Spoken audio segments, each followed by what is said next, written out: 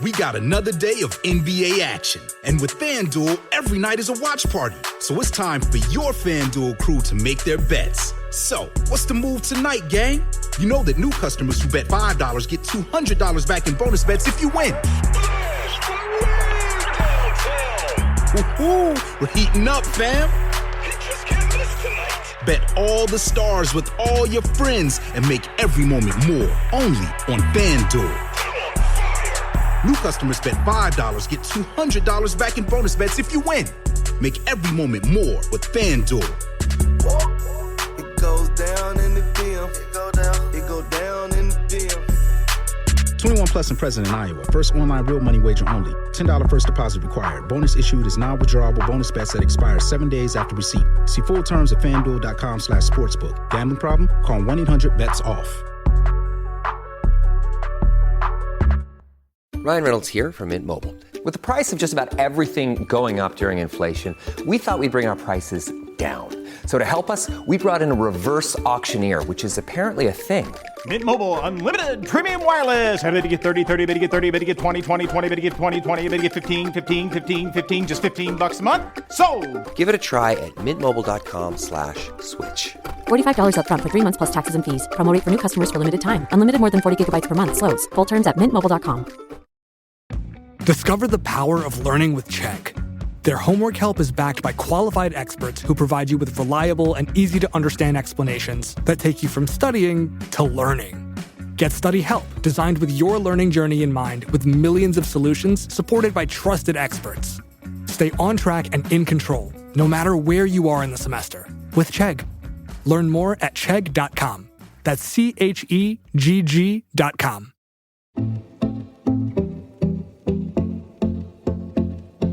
One of the main things we've learned from season 1 of Great British Bosses from Anything But Footy is the vastly different way Olympic and Paralympic sport is governed in the UK. Some so-called national governing bodies are in charge of the entire sport, from grassroots upwards. Others just look after the elite athletes. So who, though, is ultimately responsible for getting more people moving, more active and more healthy? I'm John.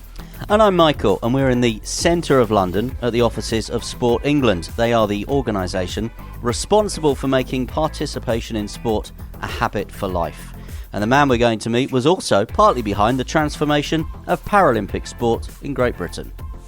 Hello, I'm Tim Hollingsworth. I'm the Chief Executive of Sport England, and I'm delighted to be with John and Michael today. So, Tim, Sport England, it's all about moving rather than medals. Is that fair? It's absolutely not about medals, although we're very proudly part of a sporting ecosystem where that matters very much indeed. But no, our focus absolutely is on making the nation more active and seeing how sport and physical activity can be central to people's lives in a way not only that can improve their physical well-being, but also impact positively on their lives in lots of other ways as well. So we're absolutely about that sense of where people find activity as part of their everyday lives. And as Michael mentioned, you were at Para GB and UK Sport before that. Yes, I'm doing the rounds. But you've been at Sport England for a couple of years. No, just over a year. Just over a year? Yeah. But long enough. Time flies. How much different is it not having those targets, or you do have targets, but not the targets that you were working to before? Yeah, I mean, there's lots of ways in which the role, because when you're at a chief executive level, the overlaps are obvious in terms of leadership, but the scale of the task and the focus of the task is very different, which is one of the, after 7 years at the British Paralympic Association, 4 games, 2 winter, 2 summer, that made it a right time for me to move on. I think particularly in this year, so we've just ticked over into 2020, I know that my former colleagues and all the athletes and all those working across both Olympic and Paralympic sport have sort of woken up on January the 1st with a different sense. You do. Because the combination of games year does 2 things. It absolutely gives you that sense of momentum into what you've been planning for and working towards. But you also realise that you are in a position where actually a lot of the work that you have done is going to come to fruition, and therefore there's that challenge of making sure that it works out. By contrast, our job here is more of a longer-term strategic ambition to transform how we as a society engage in sport and being more physically active. It doesn't mean that there aren't, as you say, targets. It doesn't mean that there aren't short-term ambitions, and it certainly doesn't mean that there isn't a relentless pursuit of what we're trying to achieve. But we don't have that same sort of relentless focus on. I mean, it used to feel in some ways around the medals certainly that within BPA it was 4 years preparing for 4 weeks. Do you miss it though? As you say, it's just clicked in. Well, I'm hoping to go, so we'll see about that because I genuinely do. I still have a role actually within the International Paralympic Committee. I've retained a place on their Paralympic Games Committee, which is the subgroup that advises the IPC on the makeup of the Games schedule, summer and winter. So it's actually quite relevant to go with that in mind. I would miss it were this job not so brilliant. Because it was an amazing environment to be in. I was fiercely proud being part of the Paralympic movement.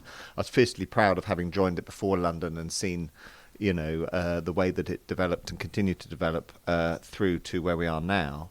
But no, I think in terms of my own sense of what I can do, what my ambitions are, how I think I can make a difference, I hope, but also, work as hard as I can within sport. This is a great new challenge, and so I'm not missing it in that respect. And also my great colleagues are cracking on without me, frankly. So I'm sure we'll come back to talking about London 2012 and your previous roles, but let's talk about Sport England. You said you've been in post for just over a year. Just over a year, November 2018. So have you been implementing someone else's strategy? Have you been able to put your own grubby fingerprints across the Sport England message at the moment? I think there's been some of that on both sides, actually. I mean, without question. I mean, there was a big sea change in strategic direction before I arrived. I hope that most of your listeners will know that the government changed course quite considerably around its view of what sport should achieve for society. And back in 2015-16 published the new strategy for sport. And what that did critically, and I really applauded this at the time, was link their view of what investment in sport was to social outcomes, and particularly to 5 outcomes, and recognising that actually sport's power was its ability to impact positively on people's lives through their sense of physical and mental well-being, their own sense of personal confidence and agency and what they got from being active, and critically that sense of community development and social cohesion alongside ultimately the economic benefits that were provided.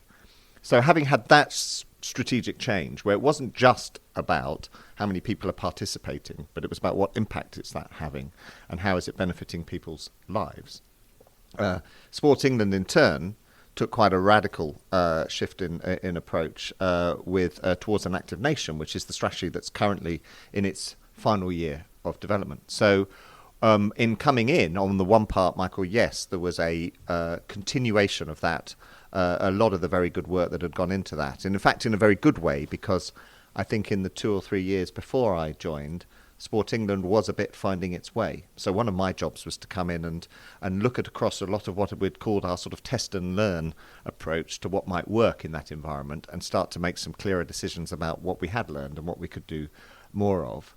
I think certainly also understanding the changing behaviour that requires of Sport England. And we can come on to that maybe, but a big part of what I've learned in the last year and want to take forward is that it's much about how we operate rather than what we do that can make a difference. But I am in the middle of, with my colleagues, a significant look at refreshing that strategy. Technically, it comes to an end in March 21, but it's more about we've spent 5 years really getting under the skin of what transformational change can be in terms of sport and physical activity, and we want to put a new strategy together that takes all that and really moves it forward. So where do you get your money from, and how do you spend it? What are you actually doing? Well, there's one difference to the BPA in that I spent most of my time at the BPA always conscious of the need to raise funds. We're a government sports council. We're an arm's length body of government through the DCMS, and we're a lottery distributor. So we get our money as a combination of both the National Lottery and government exchequer funding. It's rounded around, it's about £300 million a year. So it's quite a significant budget. It's budget. a significant sum, 1.2 billion over the 4-year cycle. It's a lot of money. And that is about 2/3 National Lottery and 1/3 Exchequer. And there's some differentiation between what we can use Exchequer for, what we can use lottery for, but fundamentally it's there to resource the system. And that is absolutely enabling us to think very hard, not only about where we should be resourcing and to what extent, but also how much we can plan in the future, because clearly both Exchequer and to a degree lottery money are at risk. Lottery sales need to be maintained, and I know in your world you'll speak a lot about that at the elite end and the impact that the lottery's had. And of course we're coming up to a spending review this year that will determine Exchequer. But yeah, we get about £300 million a year, which means that we're an investor, we're a grant giver. So Sport England isn't in the market to raise resources. We can look and are looking, I think, at really exciting, innovative ways to think about how additional resources can be brought into the system. If you look at ways that could happen, whether that's social funding, so organisations who are willing to invest in programmes because they can see the social return. But on the whole, it's public money being invested for common good. And in this kind of era where we've gone through immense political upheaval over the last 2, 3, 4 years, have you sensed that there's still an appetite in Downing Street, in Whitehall, to keep investing in sport? It's still important, it's still on the agenda? Yeah, I mean, this comes with a massive health warning in that, we don't know what's coming down the track. But yes, and there's two reasons for that. I think one, I hope, because we have, as Sport England and the other sports councils, and certainly at the elite end UK sport, have demonstrated the impact positively to government of all, and to political parties of all complexions. That they have seen that the existing resource and the existing investment has started to impact positively and make a difference against the strategy. So I think and hope that we've got some credibility around our existing work. But I think more excitingly, I think the way that government policy is developing makes the case for it to be potentially greater investment. And just to give a couple of examples there, you can look at the health agenda, and you can look at the way that actually there is starting to be a groundswell now of realization that in the prevention rather than cure agenda, being physically active can not only impact positively on people's health and well-being, but can have a significant impact on mental health, for example, as well.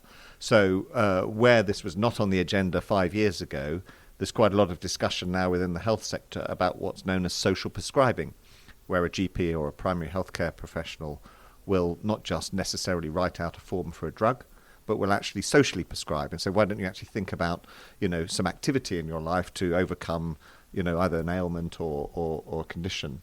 And sport can be a huge part of that social prescribing mix, whether it's anything from going to a walk to joining a club to playing in a team, can provide for both well-being and also physical health. So there's one example of how the agenda's emerging. But probably the more exciting one is a lot of what we're learning is the effectiveness of a place-based strategy, of things working, certainly at community level, much, much better when you think about that local environment and the place in which things are happening.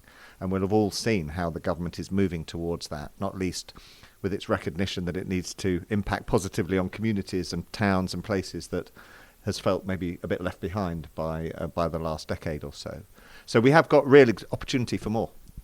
You mentioned that the focus has changed from how many people play sport to actually the activity that they're doing and can they get activity into their lives. When you come in the morning, Tim, and you said you enjoyed this job and it's a brilliant job, do some of the stats that then leap out really cause you concern? So here's one, for example. Less than half of children are meeting the Chief Medical Officer's guideline of an average 1 hour of sport or activity each day. Yeah.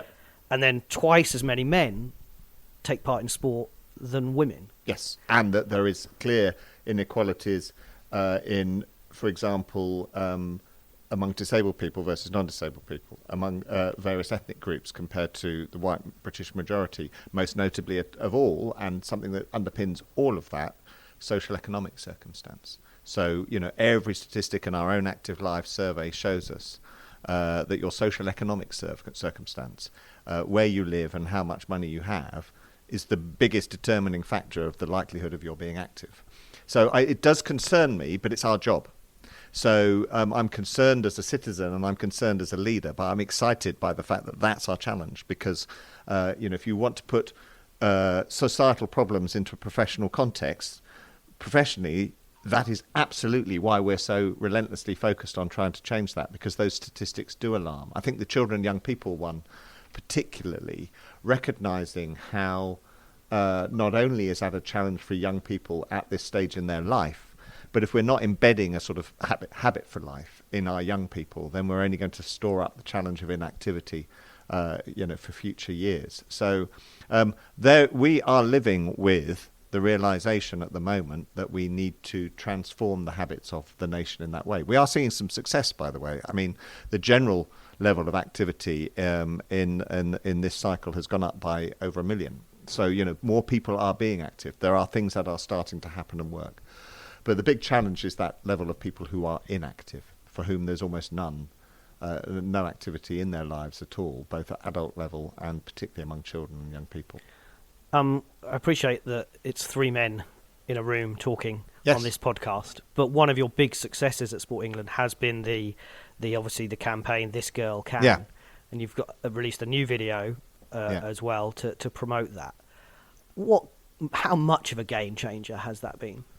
I think it has, and you are right. So the challenge of acknowledging that is part of what This Girl Can has done. Is that what it has done is demonstrated that perhaps actually the way that traditionally we have thought about sport and the way that we have thought about the opportunity to be active has been quite a defined proposition that has not worked for swathes of the population. It has served a lot of people, including me and you and a lot of people, very well.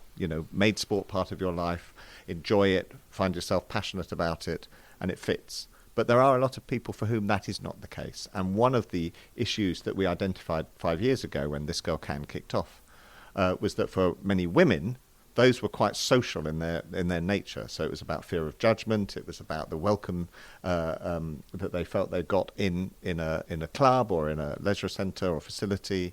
It was about how that made them feel about themselves, a lack of genuinely the sorts of factors that perhaps we hadn't previously considered. So why I think the campaign has been quite groundbreaking has because it wasn't just about trying to demonstrate to women and girls the benefit of being active. It was really trying to address those concerns and recognise the power of that in overcoming it. It's also been, I think This Girl Can is momentous for 2 reasons, and I'm fiercely proud of being able to sort of be part of it now, having in no way been responsible for its inception. It's not only what it's doing as a campaign to try and change behaviour, and we have seen a reduction in the gender gap, unquestionably. I mean, 3 million women have acknowledged a change in their behaviour since the campaign started as a result. But I think This Girl Can is also showing us something as well, and the role that Sport England can play.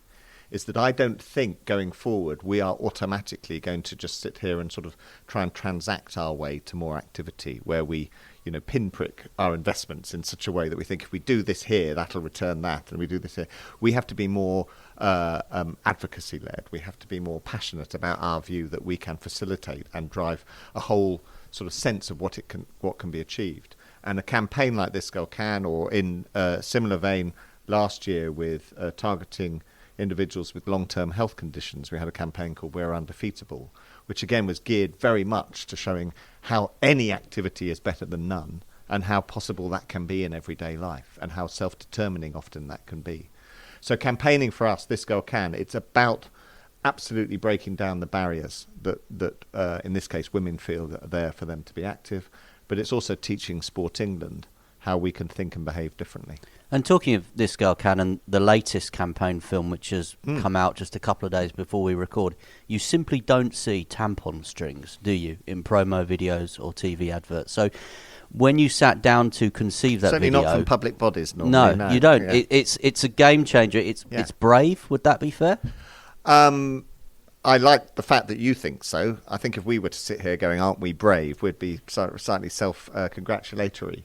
What I think it is unflinching about what the issues are. And I think that was really important. Honest, isn't it? Yeah, and that is our job. So I felt intensely comfortable with what people might have considered to be a brave decision to include imagery like that, because that's the issue that we're facing. I took also, there's a real power in this, and I learned this a bit, as a non-disabled person, as part of the Paralympic movement. You can understand that the views of others are those that matter, not your own. So I was utterly persuaded that this was necessary and important, and clearly the reaction to the ad has sort of confirmed that. But what I would like people to hear and think is that I suspect, may have held it myself, that historically sports councils generally in Sport England have been seen to be rather cautious and risk averse, and rather sort of public sector, for want of a better way of putting it, in outlook. We are very much a public sector body, but I'd like the reaction to this advert to be more symptomatic of people's views of what we think our role is, which is to try and help to develop an environment where everyone feels they have the right to be active, and where, more importantly, we're not afraid of challenging the barriers to entry that exist. We're talking to Tim Hollingsworth, CEO of Sport England. This is Great British Bosses from Anything But Footy. Which brings us on nicely to your role with the British Paralympic Association. I described in the intro that you were part of a transformative period. Would you agree that the perception of Paralympic sport during that time, from kind of the build-up to London 2012 to where we are now, has changed wholesale within the country? I would, but I would also always counter that by making sure no one thinks that that's mission accomplished, because there is an enormous amount of journey still to go. But no, unquestionably so. And in fact, and I know this is quite parochial, but I was, obviously I'm a very busy man, but I was looking at Twitter just before you arrived, and one of the posts was an athlete, Paralympian Dan Greaves, who'd posted some footage from his very first medal success in Athens in 2004 when he was a very young boy, and his hair was very much like Kevin Peterson's when we won the Ashes back in, that sort of badger streak down the middle, and he was very proudly, posting the footage of Athens, and it looks great. But you're in this utterly empty stadium with absolutely nobody around, and you contrast to where we're going to be with Tokyo next year and where we are now with events. It's just one small example of how on the field of play things have changed utterly. But I think also people's comfort and awareness and knowledge about Paralympic sport has been on a significant journey since 2012. And I do think that is an exciting upward curve. And rather like the parallel that can be drawn with women's sport, I think there's a realization jointly of both the power of the sport itself, how much, wonder there is in it, and how much fun it is to both participate and watch, but also, more importantly, how good it is, coupled with the wider perception busting opportunity that it provides. Are we going to get to the point, because the narrative around para events and the Paralympics is often around words like inspirational, or that is the question you ask a Paralympian, about inspiring people. Are we going to get to the point where we stop making that difference between a para athlete and an able-bodied athlete, for example? Do we need to get to that point? No, not totally. What we absolutely need to undercut continually is the belief that there is some fundamental difference in the individual achievement. While the times might be different, or the nature of the sport might be different, they still train exactly the same and everything else. We absolutely have to remove from the agenda this idea that in some way it's well, first and foremost, you have to get over that. And I know all the athletes that I worked alongside and with would say the worst thing was the sort of condescending, aren't they brave, or worse, sort of like, well done, all that sort of, so, because it's a brutal thing. The best thing that happened in London 2012 in many ways was when, if you remember, Jody Cundy lost it on the start line when he was disqualified, because it was a brilliant. I'm sure it wasn't at the time actually, but in retrospect, looking back on it, even Jody might agree that it was the most brutal acknowledgement that he was an athlete, that all he cared about was the training he'd done going into that event, and he was being denied what would likely gold medal. And yet for the world around, it was like, wow, it was a fundamental realization for a lot of people that this wasn't secondary sport. This was primary sport. But I wouldn't go all the way in terms of because there is a difference. And one of the differences is that the challenge that the Paralympics brings to society in a way that I found really, really daily present was the challenge to non-disabled people's views of what's possible. So I feel less that it was about the empowerment of disabled people in some ways, although it was, and the athletes being symptomatic of that, more that it genuinely challenged people's perceptions. And that was the journey that we started probably more with 2012 and have continued since, that people who had a lazy or ill-informed view of what was possible had that, front and centre challenged by what the athletes achieved. That should always still be there. But when you're at the Games, for example, all you care about, or should care about, is the quality of the sport, the nature of the sport, and hopefully the British success that follows. Was part of it getting the commercial side of the business right as well? And as a CEO, that's, sponsorship and money is crucial to what you do.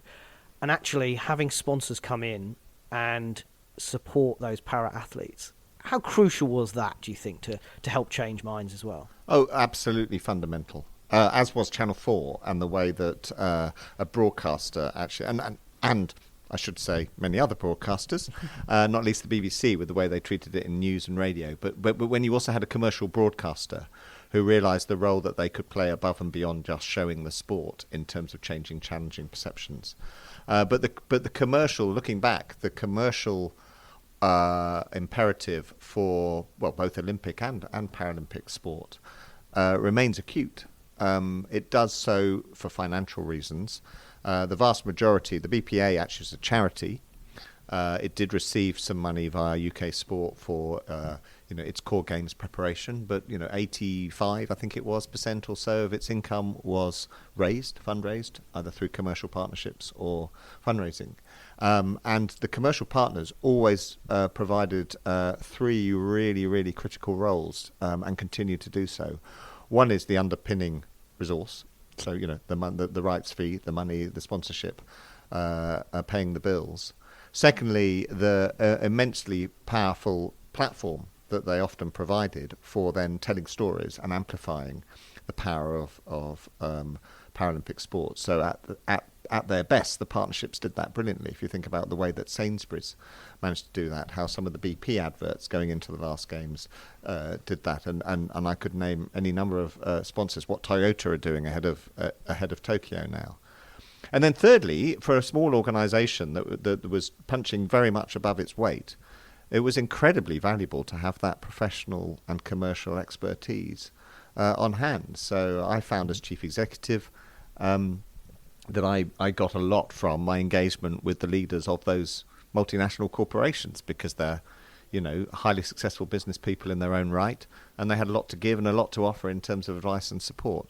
But the fundamental, it's the same for the governing bodies. The health of our future will be determined by the extent to which the first conversation is about resource. When we get to a point where we know that the first conversation is around strategy, and as opposed to how much money have I got and how certain about it can I be. And I know that for a lot of governing bodies, that's still a challenge. And I know particularly, the expense particularly of this cycle with Tokyo, but generally the expectations now on both Team GB and Paralympics GB mean that also becomes a cyclical challenge to meet.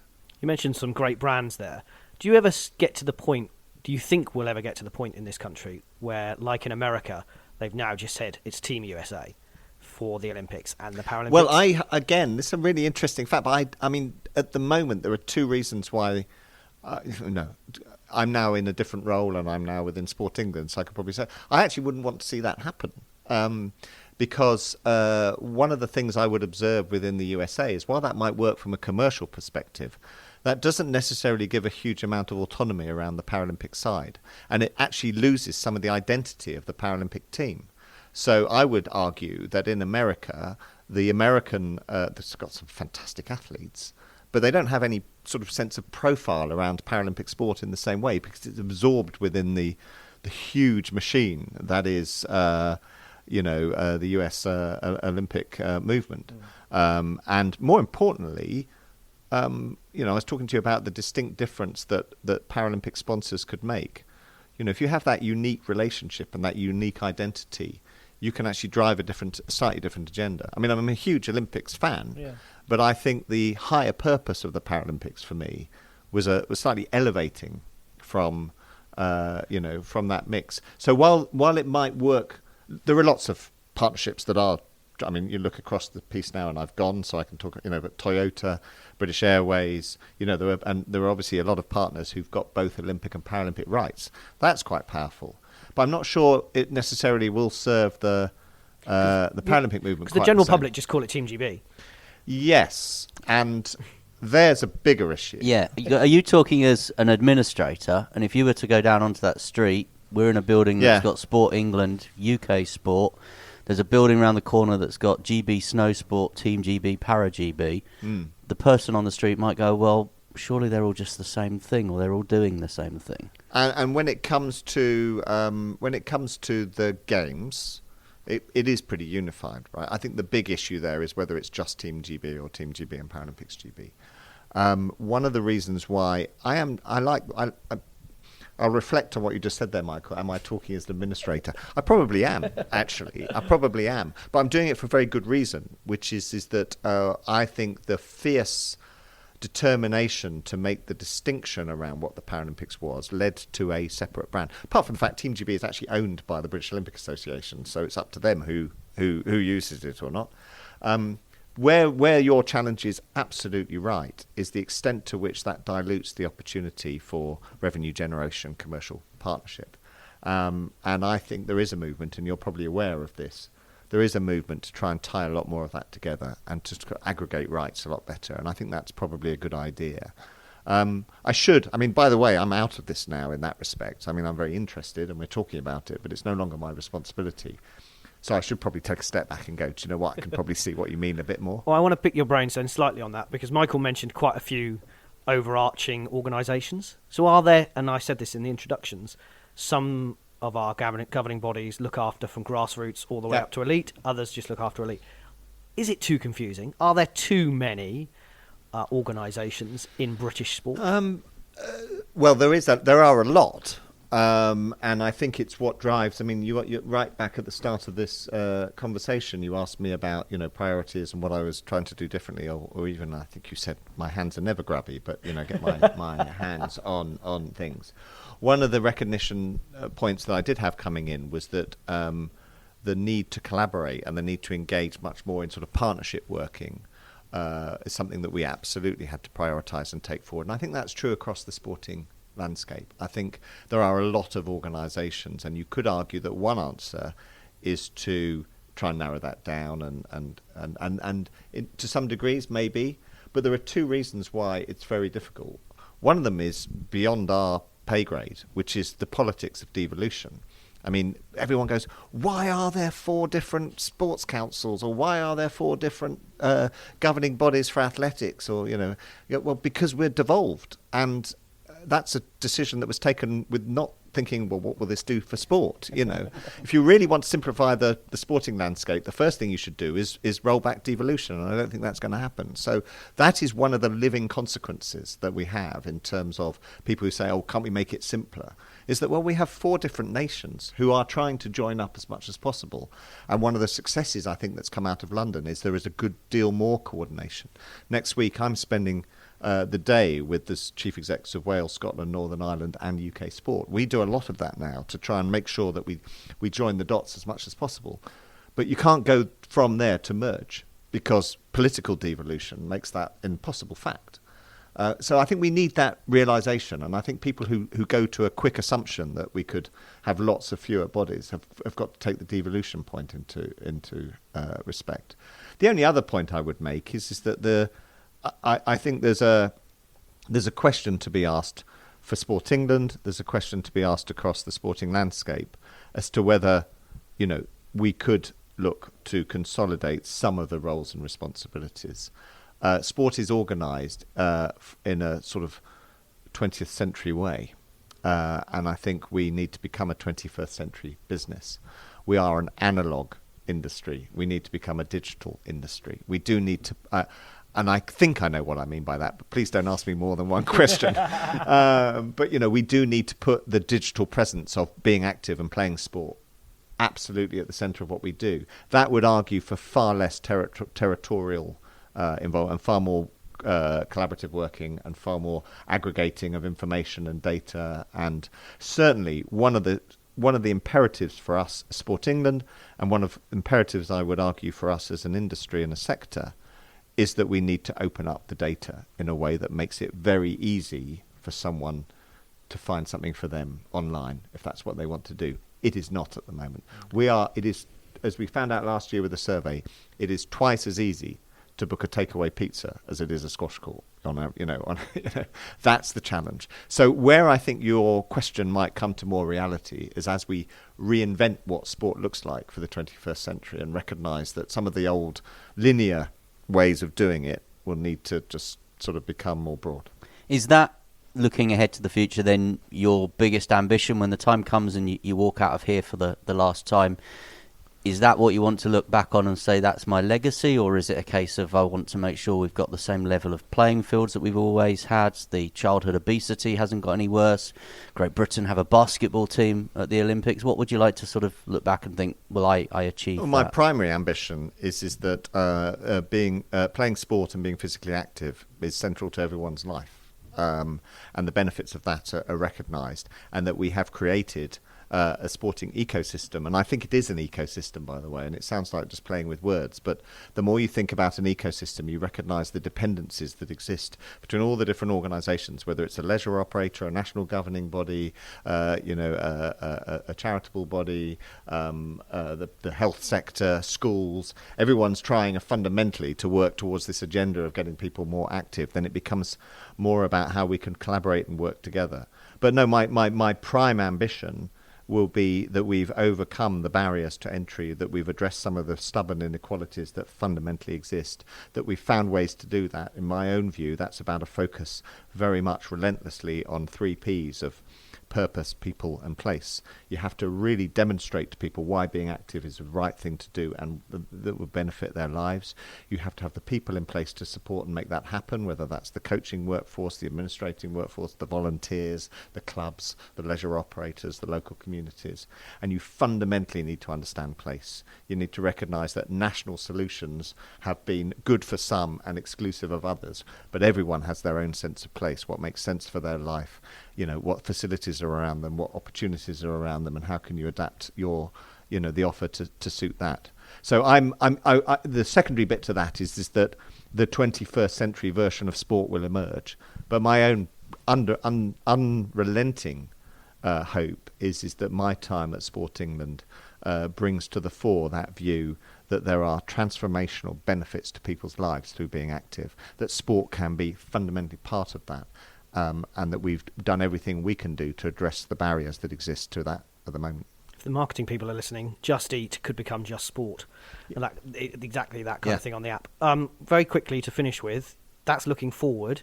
What's the most proud thing looking back that you've achieved in your career as either CEO at Para GB or at UK Sport or even here? Well, it would be, I'm quite proud of things that have happened here in the last year, but that would be very self-serving probably to sort of, say that. I am just genuinely proud to have played a part in the period of change that people's perceptions of and Paralympic sport has undertaken since I joined the BPA incredibly fortuitously. My whole career has been fortuitous. When I joined UK Sport, my chair was Sue Campbell, my chief executive was John Steele, the director of performance was Liz Nichol, the sort of guru head of performance was Peter Keane. Andy Parkinson was running the anti-doping side of it. I had some amazing colleagues to engage with and learn from and work with.